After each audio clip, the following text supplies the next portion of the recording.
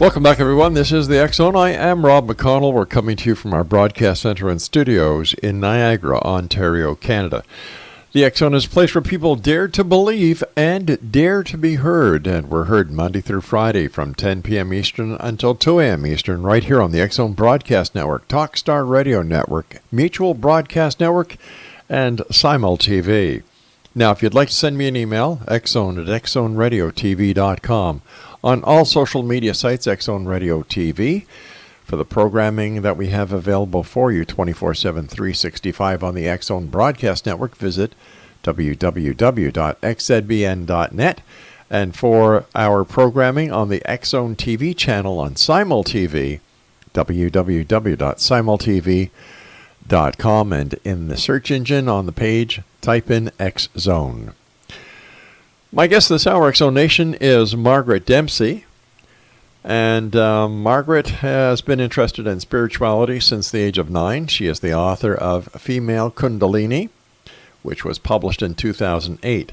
It is her spiritual autobiography, and in 2013 she was gifted a book which was a spiritual autobiography of a realizer. It spoke to her heart and changed her life, and she has been a devotee of this realizer since 2013. Her website, consciousnessitself.org. And joining me now is Margaret Dempsey. And Margaret, welcome to the X Zone. Thanks very much, Rob.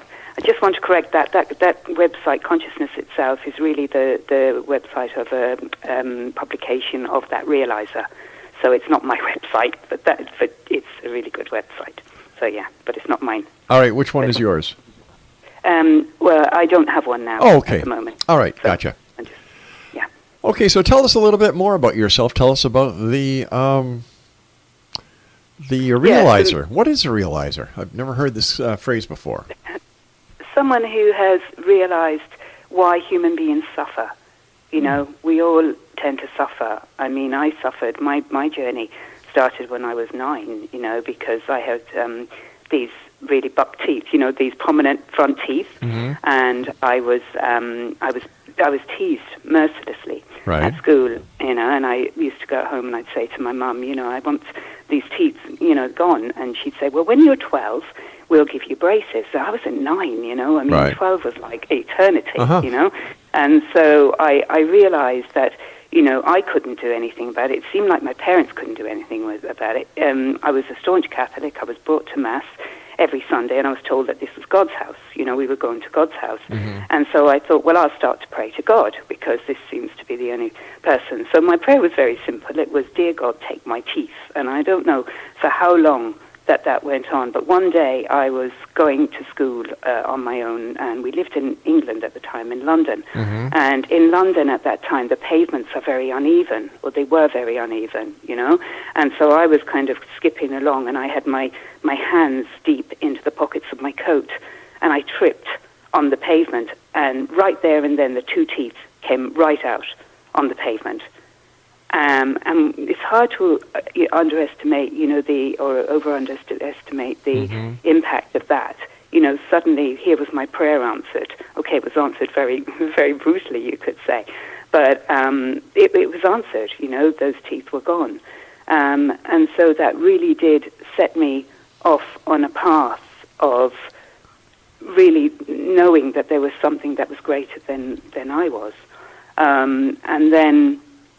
So, and also what it did then was it really made me look at Catholic religion in terms of, it was always like there's this God that rewards you if you're good and punishes you if you're bad. And that really didn't sit with my experience, you know, because I knew I wasn't a great little girl, and yet this prayer had been answered. So I kind of just started to look at things that were said to me in that light. And then I went to a Catholic boarding school when I was 13. And we had a priest there who had a kind of a nervous breakdown, and he thought that he was sent to say Mass for the boarders because it would have been more of a gentle break-in for him to go back into parish life. And so he came and he said one Mass. He only said one Mass, but it really changed me. He said that God wants spiritual fruit, not religious nuts.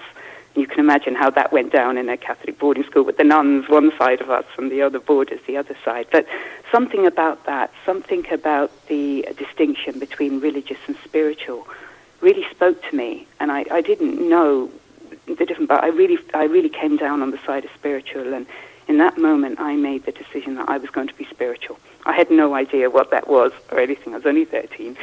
So Right. I had no idea what that was.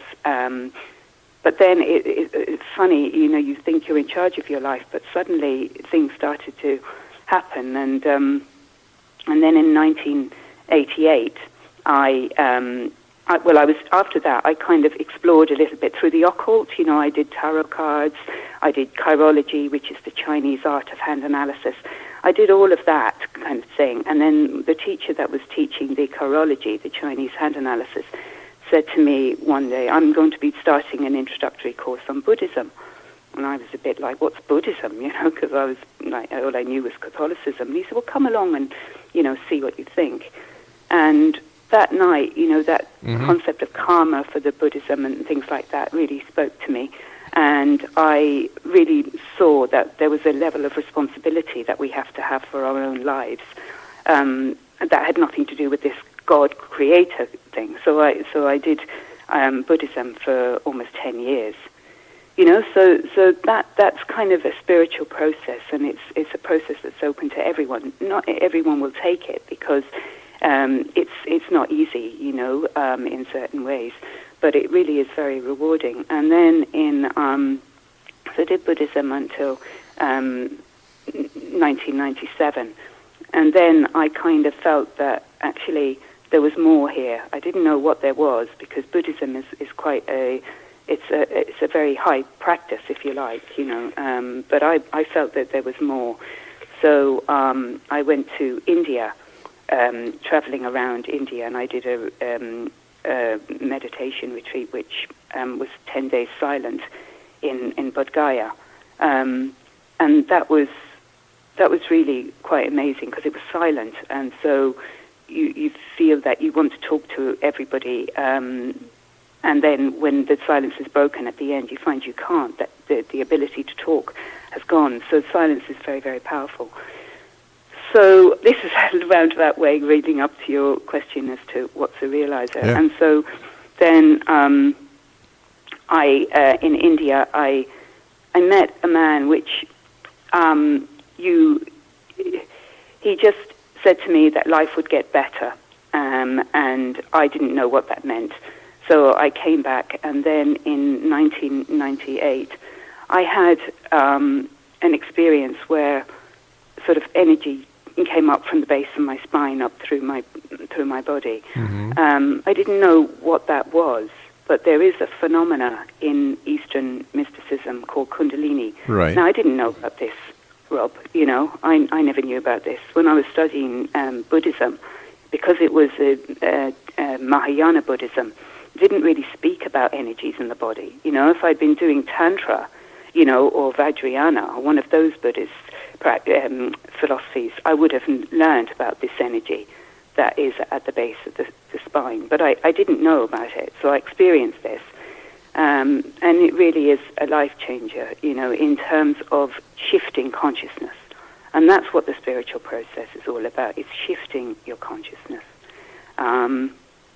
So anyway, I had that experience, and the first time you have a spiritual experience it's a time to be extremely vigilant, because you can get ideas that you're in some way, the concept of enlightenment. You've heard of it, haven't you? Sure, You've definitely, heard of yeah. enlightenment. Yeah. So you can have an experience, and it can be extremely powerful. And then it's a very quick transition to, there's something special about me, that kind of thing. And so that was kind of how Kundalini can operate, because it's quite a powerful energy. In the human body, there are three realms of experience. You've got the gross, which is just the bodily, the bodily functions and the bones and the respiratory. You've got the gross. But then you've got the subtle, realm of experience, where the realm of dreams come in. All right, stand by, Margaret. You and I have to take our first break. X-Zone Margaret Dempsey is our special guest this hour. And Margaret and I will be back on the other side of this break as we continue here in the X-Zone from our broadcast center and studios in Niagara, Ontario, Canada. I'm Rob McConnell. This is the X-Zone. Don't go away.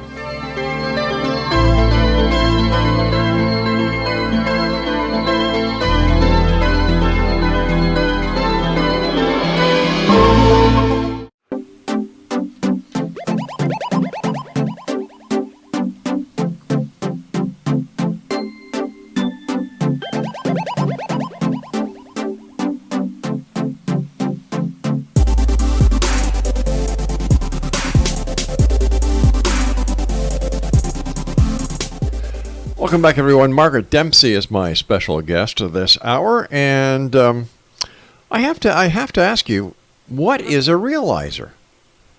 It's somebody who's realized why human beings suffer. All realizers, like the Buddha said, people suffer. That's a fact of life. That suffering is a fact of life, and every realizer has a kind of theory about why. For the Buddha, it was because of desire.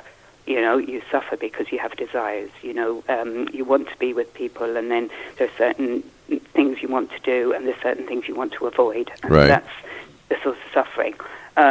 Well, could it also be said that people are stupid?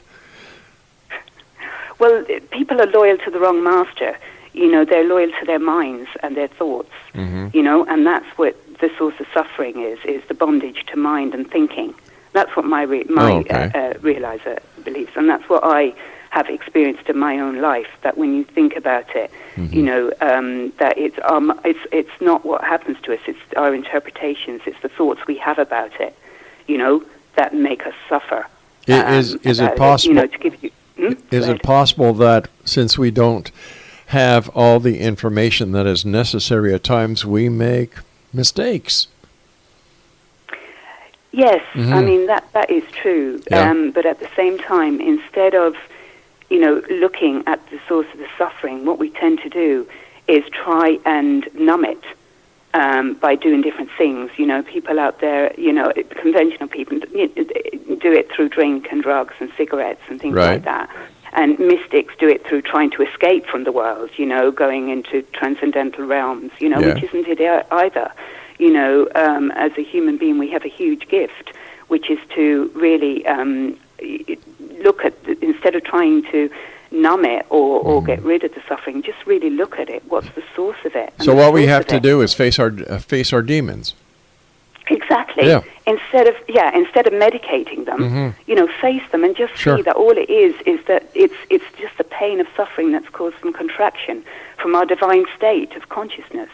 We are consciousness. That's what we are. But we don't get it. We identify with the body and the mind and the thinking and the thoughts, and that identification is what causes suffering. And a realizer is one who has realized the falseness of that identification, and has taken themselves and their body-mind through a process, through a yogic process, through changes in the body-mind that has resulted in that experiencing and that living as that state of consciousness. And that's what a realizer is. All right. In the bio you sent us, and this is a quote, in 2013, I was gifted a book which was my spiritual autobiography of a realizer.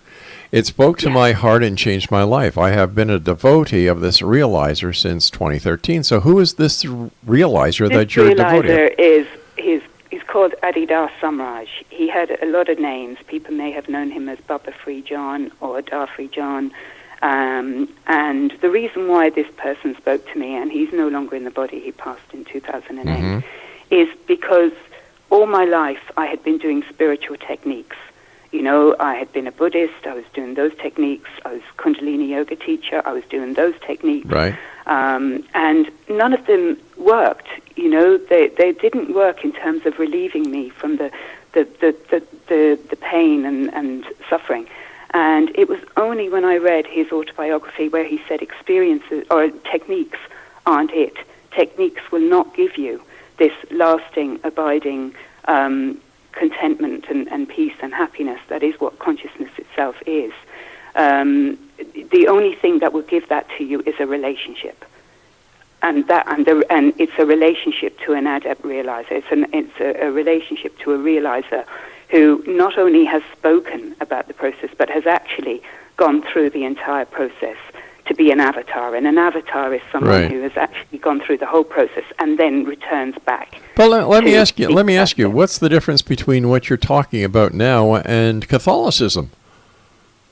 Well, Catholicism says that there's this God, you know, that it kind of rewards you when you're good and punishes you when you're bad. And what Adida would say was Catholicism is sort of exoteric, right? It's an exoteric religion. It's about rituals. It's about ceremonies. It's about socialism. The path of the heart is an esoteric one. It's to do with yogic processes in the body, but it's to do also with the path of devotion, which is turning away from the egoic mind and being related. But isn't that the same message that you get in Christianity?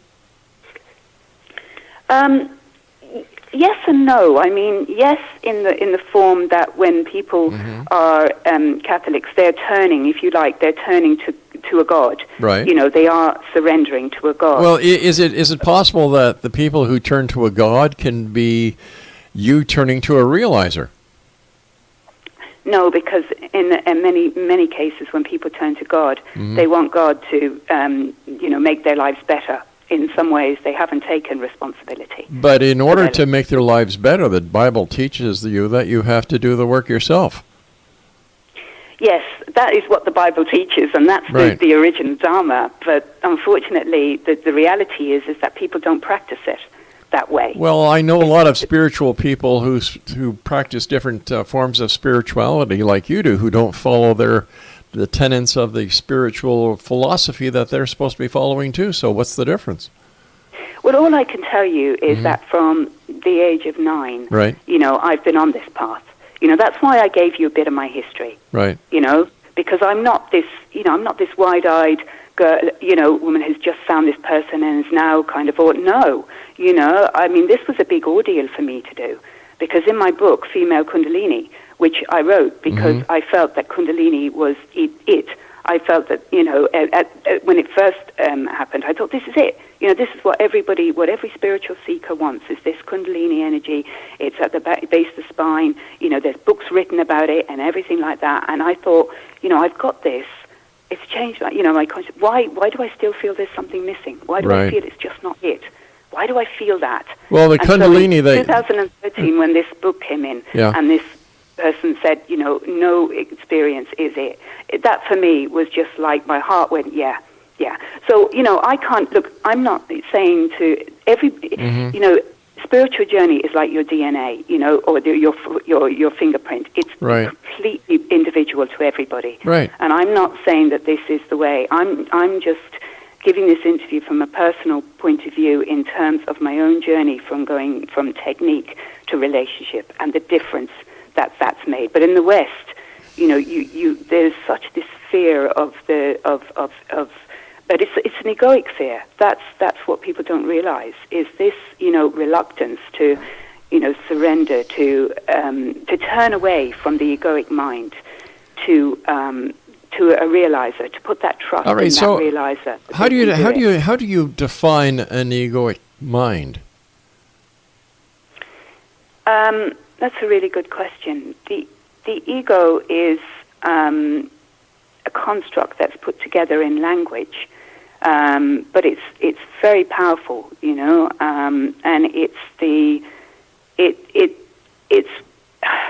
it's what makes all our decisions for us. But it doesn't, unless you're aware of it, unless you've become, you understand how it operates.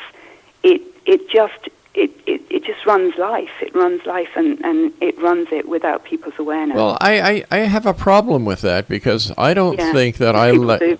Well, I let you speak, so let me speak now. There are times when I can agree with you that certain people lead their lives following their egotistical mannerisms. However, on a day-to-day basis, I don't let my ego get in my way. I think of other people, the ripple effect of my decisions and what I do, think, and say, how it affects others. Now, if I was an egotistical person, I wouldn't give a damn about anybody else. Yeah, no, this is egoity at a much deeper level. This is the egoity that doesn't want to have anything to do with the spiritual life. That's the egoic mind I'm talking about. And I know what I'm talking about because that night that I read the autobiography, my heart was just jumping for joy. It was like so happy that all of the questions I had that I'd never spoken to anybody about because they just seemed to be so, different, that they were all answered here. So I went to bed that night really happy. But the next morning, my mind started, oh no, you're an author of female Kundalini. You've really you've invested so much in this. Going this path is not the right thing for you to do. Look at what you wrote in your female Kundalini book, that you would never have a guru. That you wouldn't give your power away. Look at the loss of faith that you're going to have if you go down this route. That's the egoic mind that I'm talking about. All right, you and I have to take a commercial break with the news at the bottom of the hour. Please stand by. XO Nation, our guest this hour is Margaret Dempsey. And Margaret and I will be back on the other side of this break as we continue here in the X Zone from our broadcast center and studios in Niagara, Ontario, Canada. A couple of things, XO Nation. If you would like to read the new edition of the X Chronicles newspaper, it will be online this Thursday at www.xchroniclesnewspaper.com. Some of the articles that we have include exposing the F.A. Mitchell Hedges crystal skull hoax, as well as exposing the truth behind the Mandela effect. This is the X Zone. I am Rob McConnell. I'll be back with Margaret Dempsey on the other side of this news break. Don't go away.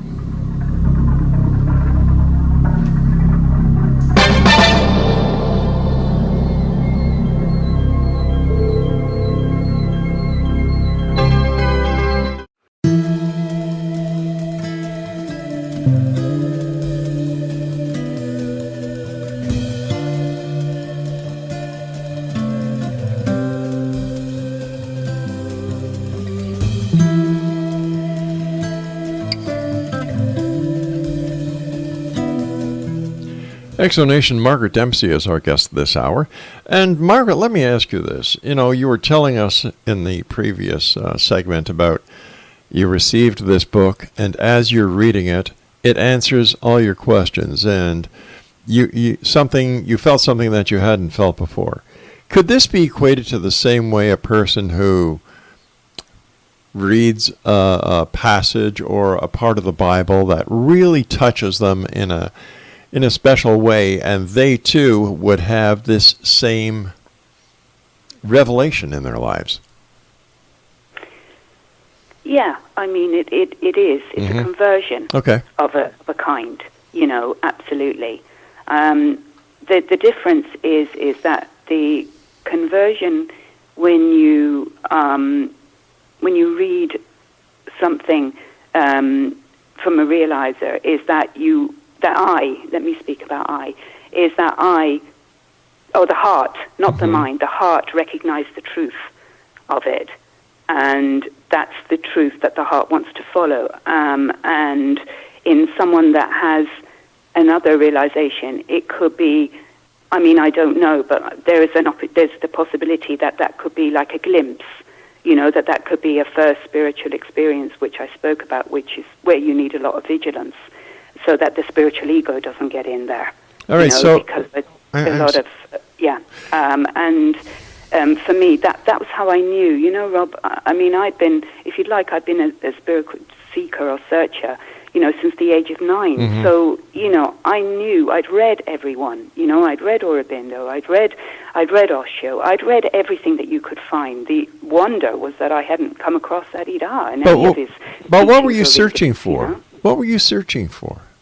Well, the first thing I was searching for was that power that took my teeth to say thank you. That was what my search was really about, because I was absolutely convinced, that something, very powerful was there. Right. So it became about about that, really. You know, there wasn't any such. But in my doing all of these techniques, I noticed that my mind, you know, that there was still suffering there, that I was still anxious and nervous. And what happened when I read that book was the heart became quiet. I couldn't believe it. You know, there was no more searching. You know, I mean, I was teaching Kundalini yoga because I thought that was the complete top of spiritual experience, but the heart was still restless, Really? You know, and I was a bit like, you know, what is going on here? And then the minute that I read that autobiography, the heart calmed, and since then it's been calm and happy. And All it's right, at home. can we say that when you or other people who follow the different paths of spiritual philosophies, when they have a Kundalini effect, can we equate that to a Christian who receives the Holy Spirit and the feeling that they get, the enlightenment, the joy? Well, you see, that's the thing. That's what's different, because the Kundalini is very much a product of nervous system activity. You know, it's an energy that's at the base of the spine. Yeah. And there's lots of books written about it. You know, certain people say that if you do techniques that you can raise it, and people try and raise it, you know. But in 2013, I put on the first conference in the UK called Kundalini Matters, because I was worried about it, you know, because if you don't prepare properly, it can have not a great effect mentally, you know. So the difference with the Holy Spirit, and this is where the difference where a realizer gives their transmission, it's not that cosmic energy. It's something that comes from outside of you in, you know, like the Holy Spirit comes from outside in. Well, what's the difference? Well, it doesn't tends to go from the base of the spine up. One is cosmic energy, and the other one is divine energy, if that's what... Well, to me, they're both the same. Yes, but one is triggered by activity in the nervous system, because that is it's purification energy in the body to take the body through the yogic processes that's necessary to be able to realize that what my realizer said is that we are just consciousness. All right, now hold on here. If I'm reading a book and the book, you know, puts me into a state where I believe I'm having a spiritual experience, that is a reaction that is triggered by my nerves. So why isn't that considered as a Kundalini experience? Because it doesn't emanate from the base of the spine?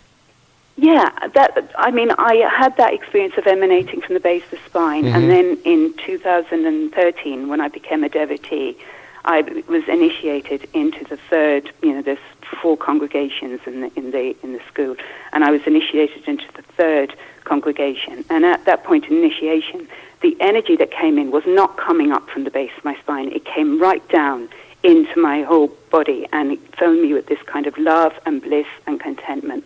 And that's how I can tell the difference between the two energies. So energy, you do it yourself, you do it by creature effort, you do it by techniques, but by turning to a realizer and having that level of humility and surrender and ego forgetting, then you open yourself up to receive this other divine energy, which in the East is well known. It's called Shakti, which is not Kundalini. Okay. It's a different kind of energy. It's called Shakti.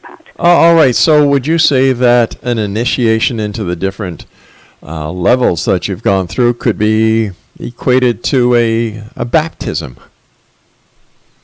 Yeah.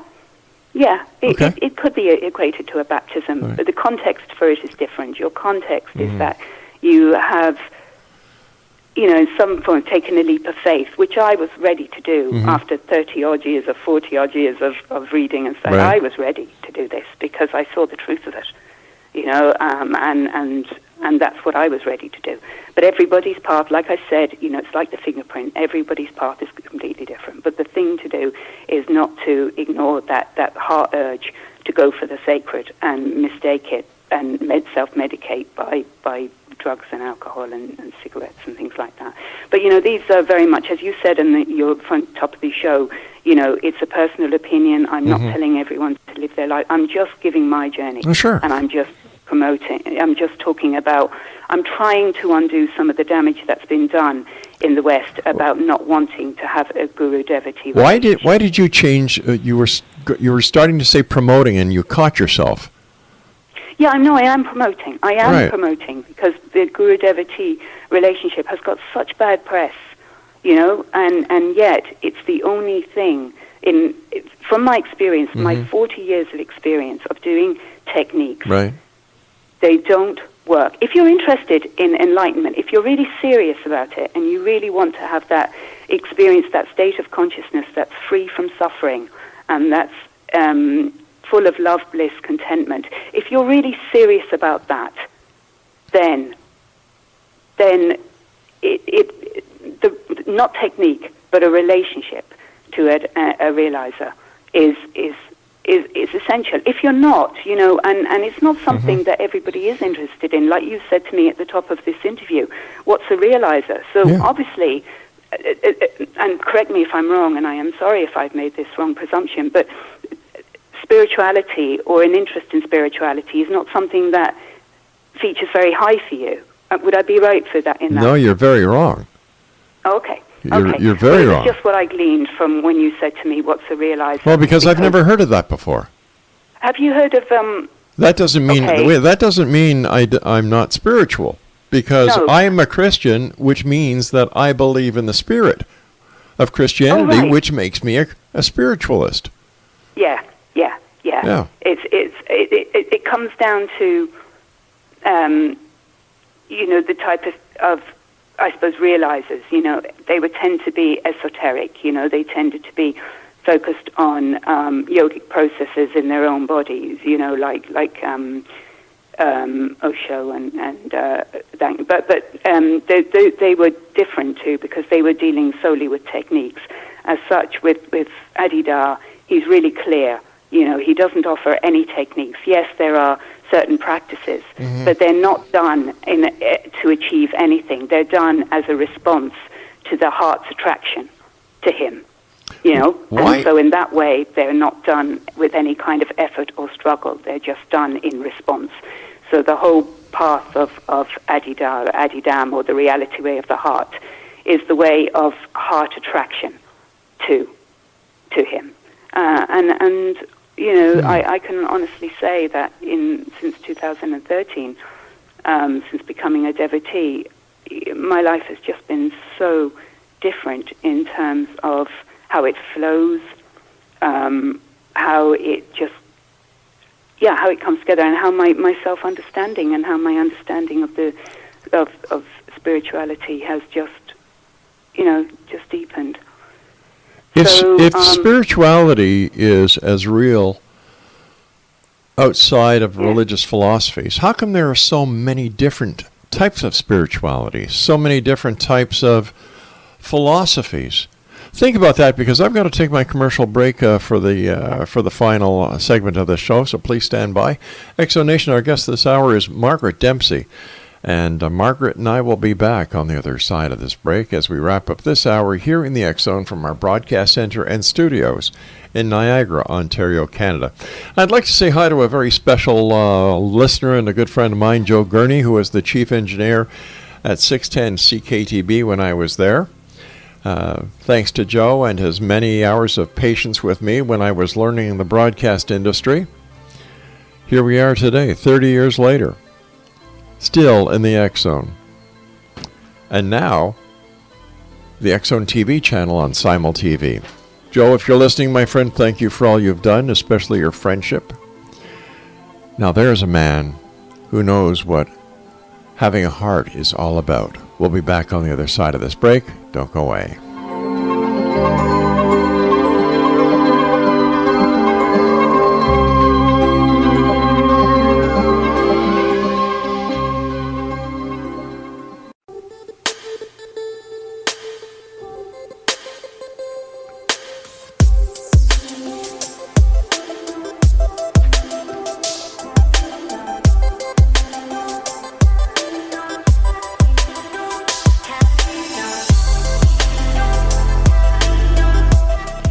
Welcome back. Margaret Dempsey is my guest of this hour. Margaret, okay, so help me to understand this. As a devotee, Yeah. the realizer would be like the head of the local chapter, or like a minister or a priest in a religious philosophy. Well, yeah. What you asked me a really very good question just before the break. Mm-hmm. You asked me about the realizers. That each one has a different Right. kind of realization, and how could that be? And that was really good. And that was the one thing too I was always wondering about, because I had read so much of all of the the big ones like Baba Muktananda and Sri Aurobindo and Osho, and I'd read them all, Alice Bailey. I'd read everything, and I was a bit like, well, every one of them have a certain realization, but how can they all be so different? And that was the other thing that really convinced me of the truth of who Adidar was, in that he talked about the great path of return, and he talked about there being 7 stages that the ego goes through on its way back to God, if you like, in its kind of search. And the first 3 stages are really the physical, the emotional, and the mental stages. They're trying to gain some mastery and control over those stages. Okay. And then you have the 4th stage, which is the way of the heart, which is where you see the divine as something other than yourself. Consciousness is something other than yourself. That's the 4th stage. And then the 5th stage is kind of the stage of Kundalini, and mystical experiences and visions and things like that. That's the kind of 5th stage. So people who have experiences in the 5th stage of life would speak about and talk about and write about those realizations. So Baba Muktananda used to talk about the blue pearl that he saw, so that was kind of like a vision, and then you had the 6th stage, which is the transcendental, which is where the Buddhist stage kind of comes in. And so those stages, are all that was already available. Adidar says the 7th stage, which is that your consciousness right from the beginning, so you don't have to go through all those stages if you just turn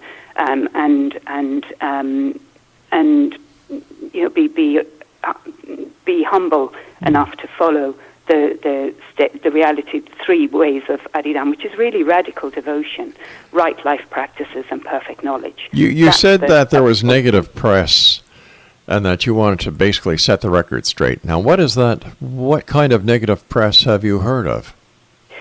Well, when a realizer has a realization, in many cases, most cases, there's a really overwhelming urge to share, what they've realized. Right. And so then they begin, because it's the heart's, it's a heart response to want to do that. That's why, in a way, I became a Kundalini yoga teacher, because it's what I had experienced and I wanted to share. So they set up, schools, and devotees become attracted. And then somewhere along the line, and I know because I was in one of these groups many, many years ago, and that's why in my book, Female Kundalini, I speak about it, and I speak about the pain it caused, and I speak about how I resolved. Well, tell us about the negative press that you said that was experienced, and this is why you wanted to basically set the record straight. Because the negative press is about, there is negative stress about Adidar out there. Why? And that's what I wanted to get straight, because, I never met Adidar in the body. I never, I can only speak about his ongoing transmission, which he promised, and that's why there is no successor in Adidar. Okay. I want you to focus on this question. Why is there negative press? Because of a misunderstanding of the way that the guru-devotee relationship works. I think that's the main reason. I think that, a realizer wants and desperately wants to be able to give what they've given to people. And because it's not always possible to do that. If you look at the number of realizers who've actually had devotees who became realizers, there aren't that many.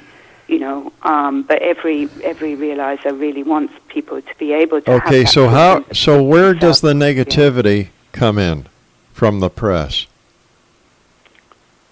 Well, I'm thinking of one particular journalist actually who's made it their life work to expose